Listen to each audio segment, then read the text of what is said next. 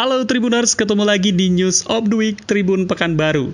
Seperti biasa, di News of the Week Tribun Pekanbaru ini akan ada dua informasi viral yang sudah kami rangkum. Informasi pertama ini terkait dengan video asusila yang menimpa artis Giselle Anastasia.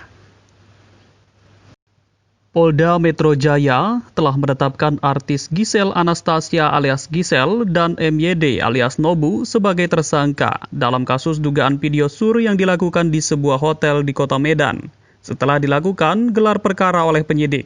Penetapan menjadi tersangka tersebut setelah Giselle menjalani 2 kali pemeriksaan terkait video asusila yang mirip dengan dirinya. Dikutip dari tribunnews.com, baik Giselle maupun MYD alias Nobu telah sama-sama sudah mengakui terkait beredarnya video 19 detik tersebut. Hal ini turut dibenarkan Kabid Humas Polda Metro Jaya, Kombes Pol Yusri Yunus pada Selasa 29 Desember 2020 lalu. Giselle mengaku video sur tersebut dibuat pada tahun 2017 lalu di salah satu hotel di Kota Medan. Ditambahkan Kombes Pol Yusri, Giselle juga mengatakan bahwa handphone dirinya lah yang digunakan untuk merekam video asusila tersebut. Namun diakui Giselle, ponsel miliknya sempat rusak hingga hilang. Giselle juga mengaku dirinya pernah mengirim file asusila tersebut ke ponsel MYD melalui airdrop iPhone. Dijelaskan Kabid Humas Polda Metro Jaya, berdasarkan pengakuan MYD, video asusila tersebut telah dihapus setelah 1 minggu menerimanya dari Giselle.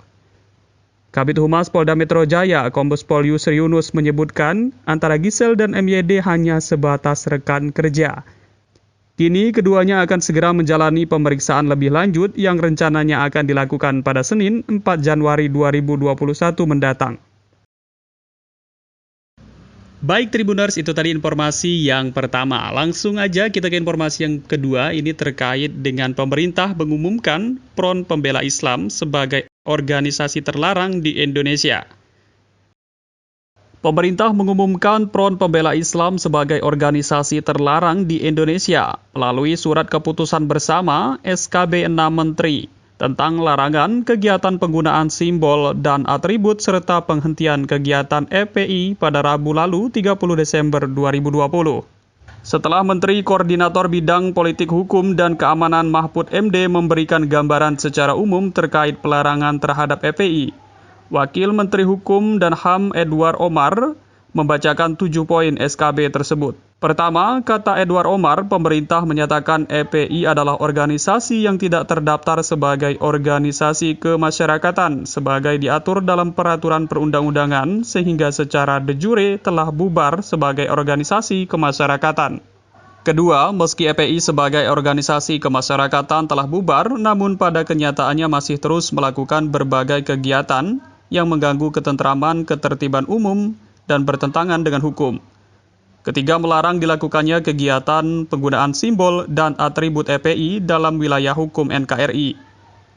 Keempat, apabila terjadi pelanggaran sebagaimana diuraikan dalam diktum ketiga di atas, aparat penegak hukum akan menghentikan seluruh kegiatan yang sedang dilaksanakan oleh FPI. Kelima, meminta kepada masyarakat untuk tidak terpengaruh dan terlibat dalam kegiatan penggunaan simbol dan atribut FPI. Dan juga untuk melaporkan kepada aparat penegak hukum setiap kegiatan penggunaan simbol dan atribut FPI. Keenam, menteri dan lembaga yang menandatangani surat keputusan bersama agar melakukan koordinasi dan mengambil langkah-langkah penegakan hukum sesuai dengan ketentuan perundang-undangan.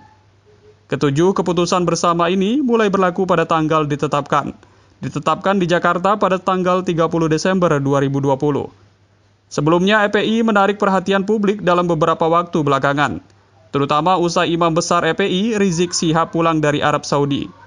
FPI dan Rizik disebut bertanggung jawab atas kerumunan massa di sejumlah daerah di tengah pandemi COVID-19.